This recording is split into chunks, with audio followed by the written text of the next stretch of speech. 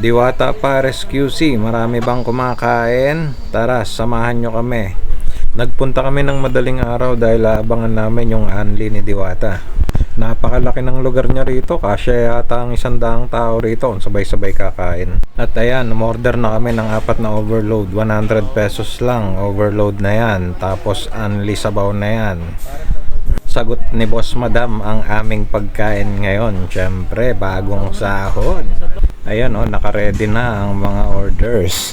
Kukunin na lang dyan. Tapos meron din siya ditong yung nasa Pasay. Ayan yung ulo ng baboy. Kaya kung malayo kayo sa Pasay at malapit lang kayo sa QC, ayan na, i-Google Maps nyo lang ang Diwata Pares Overload QC at makikita nyo na kagad yan. Napakadaling puntahan. Ayan konti ang pila sa umaga.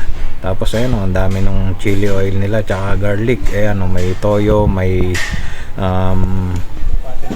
may ketchup. Ayan tapos pwede kayong kumuha ng maraming lalagyanan. Doon nyo ilagay yung mga ketchup, mga condiments, mga bawang, chili oil.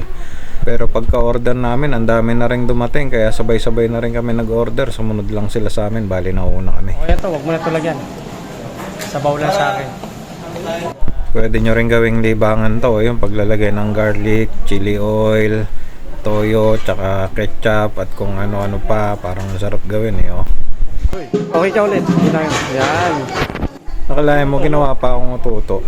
Napakalaki ng kusina niya rito. Ang daming malalaking kaldero. Napaka-advance pa ng mga gamit niya. Nakita nyo naman yung counter niya, diba? Dipindot na lang. Grabe. Talagang pinaghandaan niya at pinag-ipunan. Talagang pinag-isipan. Yun taba. Napakasarap niyan. Premium yung lasa niyan. Kaya nakailang balik ako sa pagkuha niyan. Kasi napakasarap talaga. Hindi siya yung pipitsuging taba lang ng baka.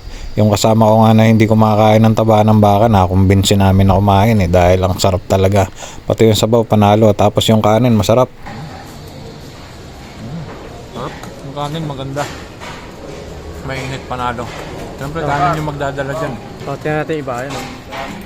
Napaka-importante talaga sa parisan yung mainit at maganda yung kanin, maganda yung pagkakaluto. Kasi ang dami kong nakainan na parisan, pagkapangit talaga yung kanin kahit gaano kasarap yung pares, talagang pumapangit yung lasa. Ayan may libreng juice pa, kaya mas maganda yan kaysa soft drinks dahil mas healthy. Ayan dito tayo kay Diwata. Sangkag pala Kala ko maliit lang si Diwata ilig pa niya sa hotdog diba? Overload po. Hotdog overload. Ito yung para mamaya sa almusal. Ito. Yun merong longganisa, adobo. Ito. Ano to? Ang tawag dito? Skinless. Ha? Skinless. Dilis? Skinless. Skinless. Tapos ito. Spaghetti. May duhat. May kamote cube, may banana cube. cube. Banana cube. Tapos ito yung mga condiments. Okay. Ganda rito, meron pang andun yung niya, anong Sabaw. tawag doon? Sabaw? Oo, soup. Sabaw ng Baka. Sabaw ng dilis na prito. Ayun.